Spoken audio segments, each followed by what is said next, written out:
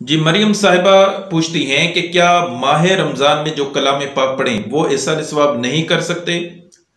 नहीं बहन, इसका कोई वक्त मुअय्यन नहीं है कि फ़लाँ घड़ी, फ़लाँ दिन, फ़लाँ हफ़्ते, फ़लाँ महीने में इरसाल सवाब नहीं कर सकते। आपने जो पढ़ा है, अगर आप इरसाल सवाब करना चाहती हैं तो बिल्कुल आप कर सकती हैं, किसी भी वक्त इरसाल सवाब कर सकती हैं। बल्कि रमज़ान शरीफ में इरसाल सवाब करने का फ़ायदा ज़्यादा होगा, क्योंकि इस महीने में तो अजर बढ़ा दिया जाता है और इरसाल सवाब का अजर बहुत ज़्यादा है। हदीस मुबारक में है कि जो सूरह इखलास पढ़ के इसका सवाब तमाम मुर्दों को इसका सवाब पहुंचाए, तो सवाब पहुंचाने वाले को तमाम मुर्दों के बराबर सवाब मिलेगा। आप हम अंदाजा लगा लें कि हजरत आदम अलैहिस्सलाम से लेकर आज तक करोड़ों अरबों खरबों मुसलमान इस दुनिया से जा चुके हैं, तो इस एहसाल सवाब करने वाले को सबके बराबर जो है वो सवाब मिलेगा।